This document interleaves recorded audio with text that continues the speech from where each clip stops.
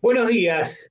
Hoy tenemos el gran gusto de tener un gran artista visual uruguayo que está en Montevideo. ¿Dónde estás? ¿En Ciudad Vieja? ¿Dónde estás?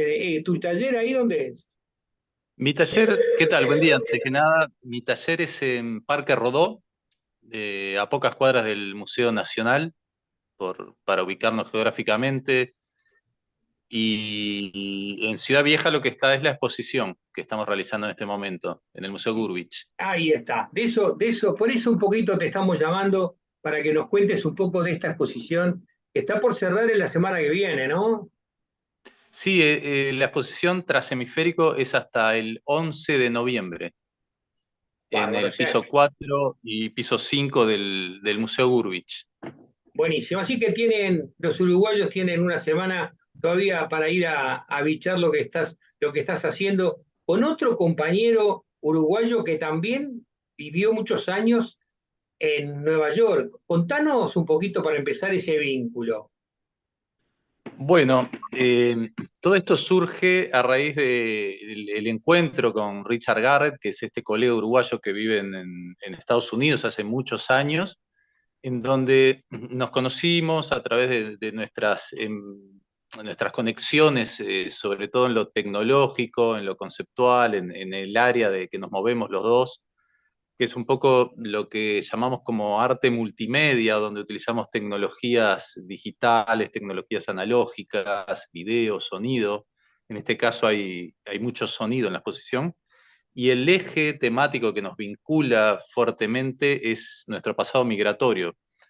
De ahí también surge un poco el título Transhemisférico, donde tanto él, Richard, como yo transitamos una infancia de mucha migración. eh, por ejemplo, Richard se fue a Estados Unidos primero, perdón, se fue a Venezuela cuando era muy joven, luego enseguida viaja a Estados Unidos, yo también voy y vengo a Estados Unidos varias veces, Lima, Perú, en muchas oportunidades. Y ahí es donde se arma un poco ese eje conceptual un poco de la muestra. Che, Diego, ¿y por qué viajabas tanto? ¿O por qué tenía tu familia tanto movimiento? Bueno, ahí era como los años 70. Mi padre vivía en Montevideo y trabajaban en lo que es mecánico dental, que se llama con Uruguay, y en un momento decidió irse del Uruguay a buscar como nuevas fronteras, nuevas opciones, sobre todo desde lo laboral, y ahí empezó como esa situación de viaje, de ir a una ciudad, de no encontrar el lugar adecuado, volver, luego íbamos con la familia, y ahí fue como, pero básicamente era como una búsqueda laboral. O sea que tenés en los oídos los motorcitos, las cuerdas, los punzones. Totalmente, totalmente. Eh, Aparte, bueno, ahí creo que también en esos viajes yo siempre cuento que empezó un poco la parte mía como de investigar sobre los materiales, sobre reciclar aparatos que uno se encontraba en Estados Unidos y esa investigación que siempre me interesó en el desarme de los aparatos tecnológicos y el utilizar aparatos que no son destinados para un fin específico o cambiarles, mejor dicho, cambiarles el fin tecnológico a esos aparatos, darles como otro vehículo y ponerlos en otra escena, que es lo que hacemos aquí en Transhemisférico, básicamente. Richard también bueno, él utiliza más el sonido en capturas, luego... En esta muestra, por ejemplo, tenemos varios ejes, pero hay uno que es como muy clave, que es donde Richard Garrett toma sonido de Times Square, lo procesa en imágenes, en colores, y esa es una obra que no tiene sonido, entonces lo que decidimos es que yo le tenía que devolver el sonido de las imágenes que él toma en New York y dárselo en Montevideo con sonidos montevideanos. Ahí aparece Aníbal Zampayo, hecho reversionado, donde tomo la voz de Aníbal Zampayo, por ejemplo, y fracciono los segmentos donde él canta y escribe sobre una situación de migración también, ¿no?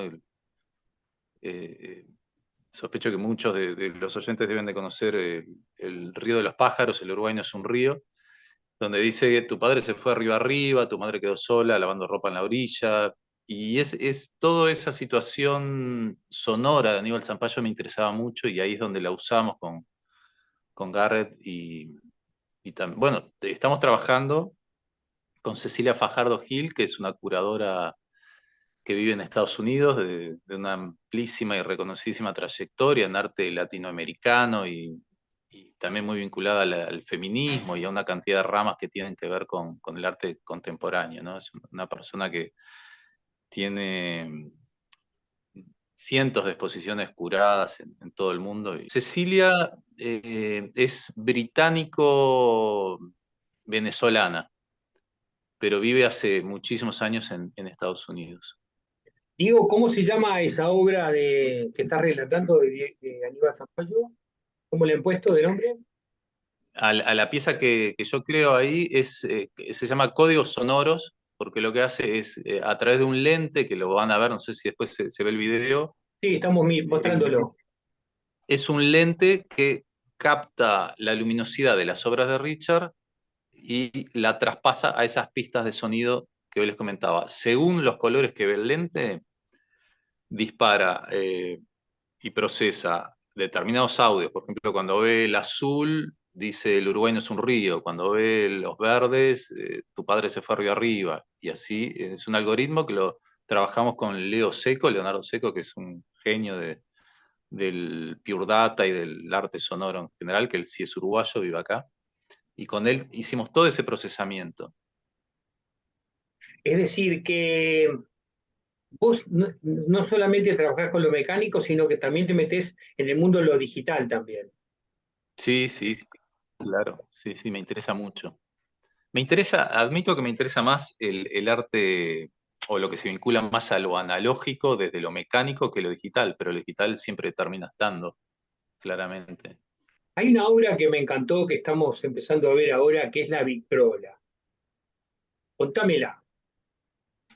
Bueno, Victrola surge de querer, porque toda esta muestra tiene como varios puntos y muchos desafíos técnicos y desafíos conceptuales que fueron bastante difíciles, pero ahí en el trabajo colectivo fue fundamental y ahí también el trabajo de la curadora y en donde Victrola surge arranca consiguiendo ese aparato, ¿no? Ese aparato que es las antiguas Victrolas, esas que les dabas manija y el disco de pasta, so- todos han escuchado seguramente en una feria o en un anticuario algún disco de Gardel, en esos tipos de Victrolas que son donde una púa metálica recorre el disco de pasta y a través de vibración se amplía, pero casi analógico, casi no, analógicamente se amplía el disco de pasta. Acá lo que yo hago, lo desarmo todo, lo reestructuro y en vez del disco de pasta aparece una baldosa de la vereda de acá de Montevideo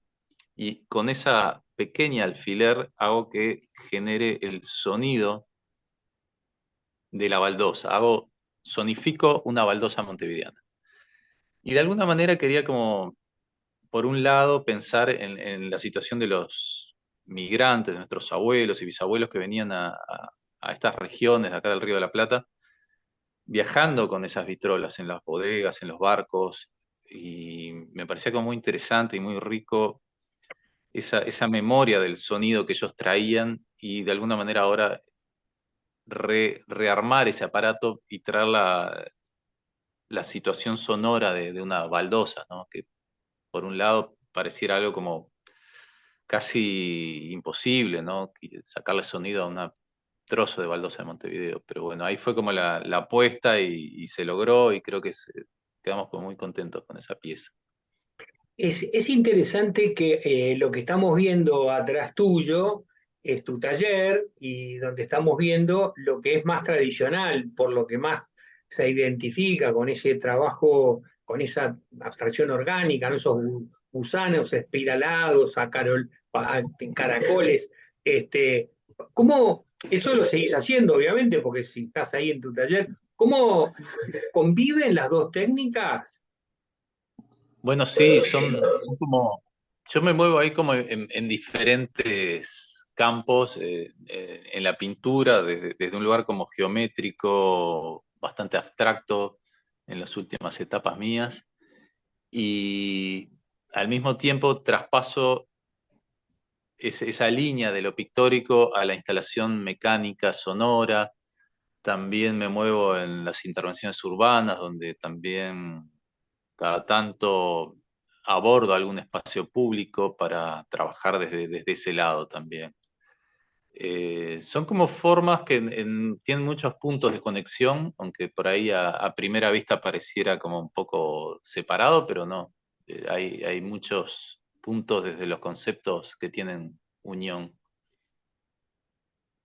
El uso de la ingeniería o la electrónica, esto, ¿dónde te formaste? Porque vos tuviste un maestro maravilloso que era Arostegui, ¿no? Yo personalmente también lo pude conocer. Él tenía el taller en la casona de un psicoanalista, ¿verdad? Sí, Ahí lo conocí, claro. sí, sí, la verdad que fue como una suerte increíble tener a Ernesto Arostegui como docente. Era un taller muy ecléctico, un taller muy formativo, donde se trabajaba desde varios campos, desde lo conceptual, desde lo técnico. Por ahí incluso ni siquiera tanto lo técnico. Ernesto se afirmaba mucho más en los procesos creativos y en los procesos de generar obra, pero desde la parte más emocional, si se quiere. Súper interesante, un taller muy raro para esos años de la Escuela de Bellas Artes, ¿no? Bastante peculiar. El uso él llegó a ver tu trabajo de estas instalaciones electromecánicas. ¿Trabajaste con él con esas cosas? Muy poco porque en esos años yo todavía, cuando me estaba formando en la escuela, alguna cosita sí, de las primeras por ahí, pero no mucho, a pesar de que en el año 94 ahí presenté mi primer trabajo en el Museo de Arte Contemporáneo de Montevideo, que se llamaba Para las Brisas, donde sí trabajé con tecnología y sonido y movimiento. Y de hecho, esa fue mi primera exposición individual, a raíz de un premio que había ganado, un premio muy importante en esos años. Diego, debe ser bastante complejo y frustrante el trabajo con esta tecnología, porque ahí hasta que te sale bien, debes tener muchas idas y vueltas, ¿no? Sí, absolutamente.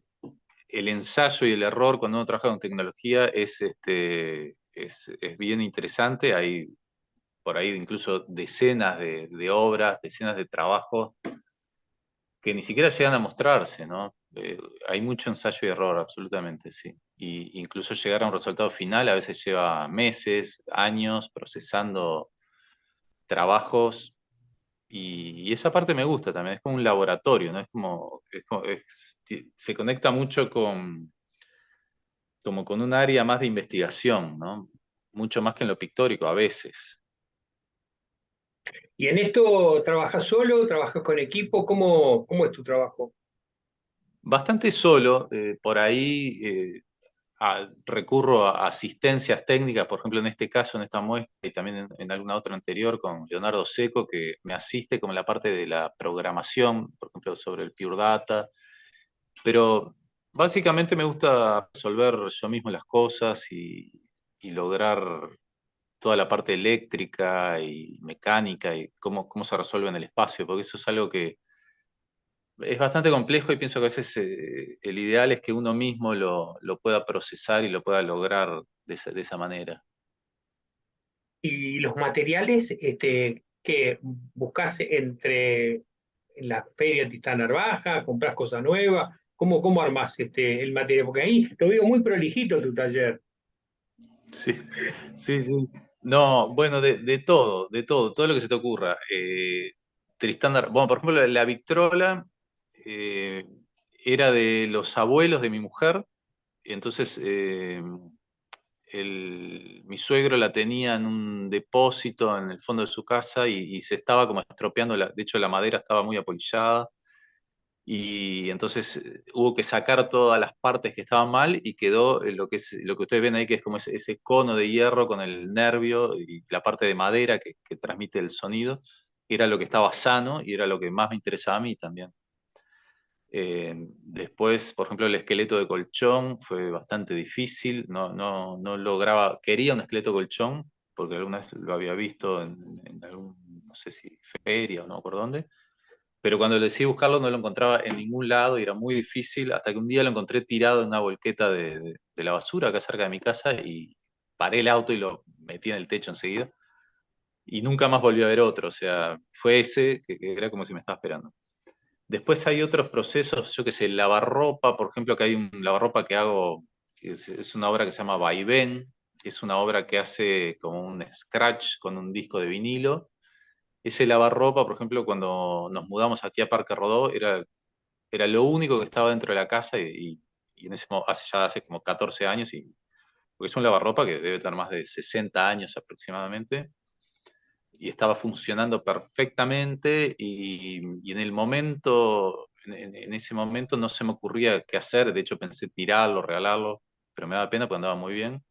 Y bueno, quedó guardado por ahí en otro lado y después lo fui a recuperar y acá está funcionando perfectamente. Es una máquina que después yo ahí sí la modifiqué, le agregué un amplificador de guitarra eléctrica, le agregué una pedalera para guitarra también y parlantes por debajo, bueno, de todo. Y esta El, obra, y esa obra que también genera sonido, ¿verdad? claro, la idea ahí fue como utilizar las capas del sonido y de mi memoria, de mi infancia en Nueva York, donde por los 70, principios de los 70, aparecían como los primeros DJ haciendo sus scratch, que era como una revolución sonora prácticamente en todo ese ámbito de las discotecas y de la música. Y a mí siempre me quedó ese momento así. Y cuando me encuentro nuevamente con el lavarropa y lo empiezo a estudiar, a ver qué podía hacer para esta exposición, veo que ese movimiento de vaivén, de lavar la ropa, era muy similar al movimiento que hacían los DJ. Y, y- y se me viene Aníbal Zampayo, que ya lo estaba usando en la otra obra, entonces salgo a la feria, por ejemplo, a Tristán Narvaja, a buscar un disco de vinilo de este folclorista que es excepcional, Aníbal Zampayo. Y enseguida, bueno, le caigo a la pista 2 que es El Uruguay no es un río, y nada, y ahí le empiezo a sacar el sonido, a ver cómo sonaba, cuál era la situación que daba, y me pareció súper interesante. Cómo funcionaba, bueno, hubo que adaptarle un brazo de pasadisco, tuve que desarmar un pasadisco mío también para generar esa especie de lava pasadisco, ¿no? Que es como un injerto ahí particular. Y bueno, ahí sumé las capas de la memoria del sonido de la casa de mis abuelos, que había una máquina de estas cuando yo era muy pequeño, más esa memoria de los DJ de Nueva York. Entonces, bueno, ese combo, ese paquete sonoro me parecía que era perfecto para esta exposición que habla de nuestro pasado migratorio y de la migración en general, ¿no? Porque esta muestra, como bien lo dice Cecilia Fajardo en su texto de catálogo, que es muy amplio, ¿no? No se cierra solo a nuestra memoria. El, Cabe aclarar que el Museo Gurvich eh, está trabajando en un eje curatorial sobre la migración, entonces por eso nuestra exposición cae perfectamente en esto cuando nos invita Vivian Hoinsberg, que es la directora del Museo Gurvich, fue exactamente perfecto para que esto calzara justo dentro del eje curatorial del Museo Gurvich. Aparte, no olviden que Gurvich es también otro migrante, ¿no? Es un artista que se vino de Lituania, vivió en Uruguay, después se fue a Nueva York, después volvió. Estamos como cruzados por esas situaciones migratorias en estas regiones, ¿no? Y bueno, y actualmente en el mundo es un momento muy, muy migratorio también, ¿no? Donde es un fenómeno que despierta muchas crisis, muchas situaciones difíciles también, ¿no? Diego, y por este proyecto tuvieron un premio concursable, ¿no? Sí, eso iba a contar. Nos presentamos a los fondos concursables del Ministerio de Educación y Cultura acá de Uruguay y ganamos ese premio, que eso ayudó a financiar en grandísima parte lo que es este proyecto, ¿no? Que es un proyecto bastante costoso, ¿no? Porque vino mi colega Richard, vino la curadora, hubo que generar toda la producción de la obra. Después el museo consiguió catálogos, consiguió hoteles, consiguió cosas y ahí armamos la exposición, que estamos muy, muy felices. ¿Me podés, volviendo un minuto atrás, no me explicás la instalación del colchón? Bueno, la instalación del colchón se suman dos. Hay el televisor con el video que es de Richard Garrett, esa obra de él, y en un momento nos damos cuenta que había que unirla con la obra mía que se llama Esqueleto, que es el colchón, la estructura metálica, en donde ahí como que yuxtaponemos dos obras y de alguna manera no es que se genere una nueva obra, pero sí se genera una situación muy peculiar en donde lo visual y lo sonoro, porque la obra de Garrett es visual pero no sonora, y el colchón tiene un sistema con un motorcito que le hace vibrar y de hecho se amplifica a través de dos parlantes de televisión que están montados en la parte inferior del colchón. Esa vibración se capta y lo que hace es, todo esto viene procesado desde el lente, ¿no? Es bastante compleja el eje, cómo se logra eso. El, y la idea ahí es, bueno, la obra de Garrett, que se llama Cuatro puntos cardinales, habla un poco desde los desplazamientos, ¿no?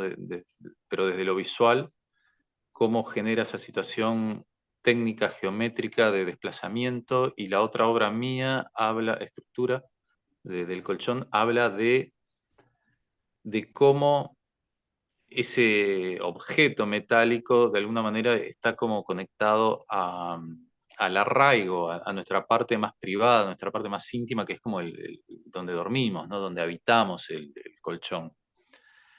Y ahí nos damos cuenta que era como que todo coincidía y cerraba de muy buena manera para presentarla en el Museo Gurvich. Me resulta interesante cuando se habla de arte conceptuales, donde, digamos, es la expresión de una idea a través de algún tipo de material, no necesariamente la parte plástica de tela o escultura en cerámica. Pero esa experiencia de que vos tenías en la cabeza la idea del tema del colchón, es decir, hay una idea previa y después hay una búsqueda del elemento. ¿Cómo funciona la cabeza de ese artista? Bien, eso pasa por varias etapas, ¿no? Primero es como, bueno, la etapa donde surge como la idea, que la idea se puede disparar o por una invitación o por una búsqueda de determinado momento donde uno como artista está explorando determinados campos o determinadas líneas de trabajo, y luego aparece el objeto. Digo, esto normalmente es lo que me sucede a mí, ¿no? No hay una línea, incluso depende del momento que uno esté, también no es tan lineal, pero aparece el objeto y el objeto se empieza a trabajar y luego se modifica, y a veces el objeto termina incluso modificando la idea o lo que puede ser el concepto o el guión que uno quiere trabajar, ¿no? Eh, y luego, en ese proceso de ajustes y detalles, y en este caso con sonido, con movimiento, continúa hasta que no está exhibido y puesto en su lugar de acción, no termina ese proceso, es bastante largo. Pero es así, básicamente es así. Y otra de las características es de que la obra está andando todo el tiempo.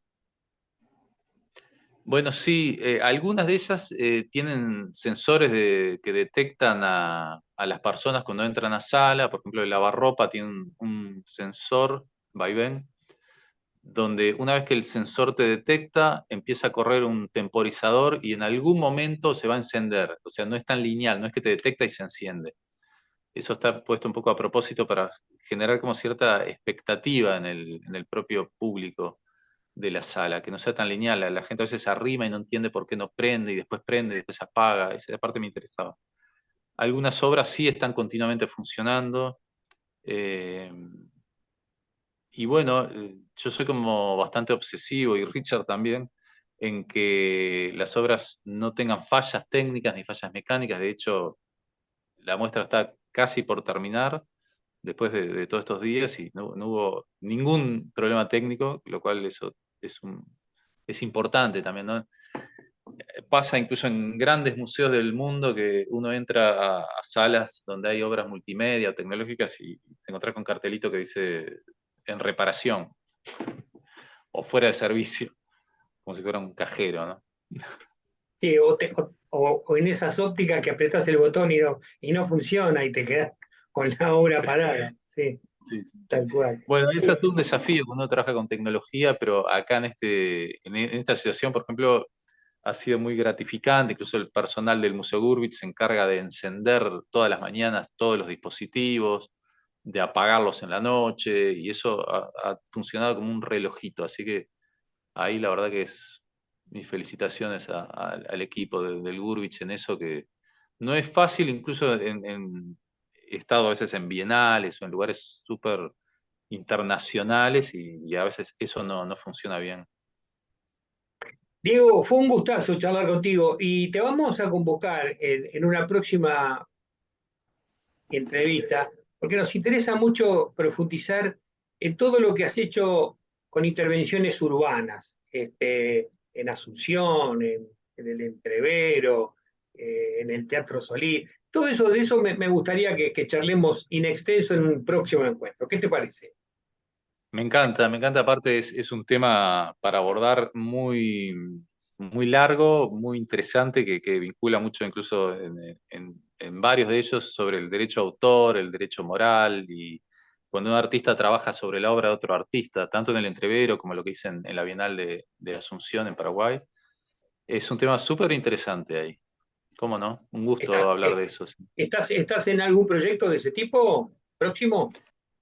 Bueno, ahora estoy preparando un trabajo para ahora, antes de fin de año, incluso es un proyecto que se llama Casa Mario, que es aquí en Montevideo también, donde se va a trabajar también con tecnología, es como una sala de pruebas que le llaman Casa Mario, pero ahí ya les contaré o verán en redes. Todavía lo estoy procesando. Estamos a pocos días, pero estamos trabajando con todo el equipo de Casamario en esa presentación. Diego Masi, muchísimas gracias. Fue un gustazo charlar contigo, ¿eh? Gracias a ustedes y estoy a las órdenes para cuando quieran. Gracias por Gracias. difundir las artes visuales. Saludos.